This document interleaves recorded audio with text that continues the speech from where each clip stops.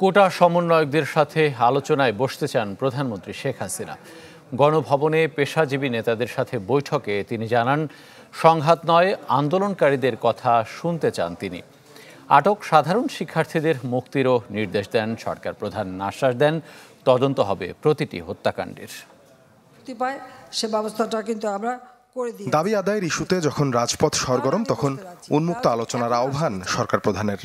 তাদের দাবি কি কি বাকি আছে আমি এটা শুনতে চাই, এবং যেটা আমাদের সাধ্যমতো সেটা আমি পূরণ করতে চাই।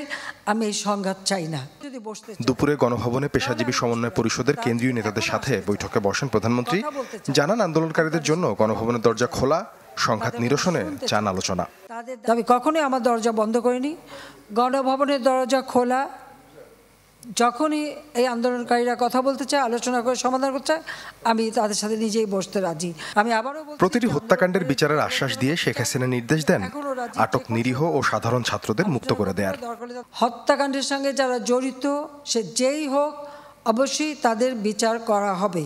সে যেই হোক, সে পুলিশই হোক বা অন্য যে কেউ হোক, এর ভিতরে যারা নিরীহ আছে তাদের সবাইকে, এবং ছাত্র যারা একেবারে খুনের সাথে জড়িত না বা এই সমস্ত ধ্বংসাত্মক কাজের সাথে জড়িত না, তাদেরকে মুক্তি দেওয়া শুরু করবে, এবং সেটা শুরু হয়ে যাচ্ছে। বিশ্ববিদ্যালয়, স্বায়ত্তশাসিত প্রতিষ্ঠান ও সরকারি প্রতিষ্ঠানে প্রস্তাবিত পেনশন ব্যবস্থা বাতিলের কথাও জানান প্রধানমন্ত্রী শেখ হাসিনা। সার্বজনীন পেনশন ব্যবস্থায় অংশগ্রহণের বাধ্যবাধকতা বাতিল করে দিয়েছি।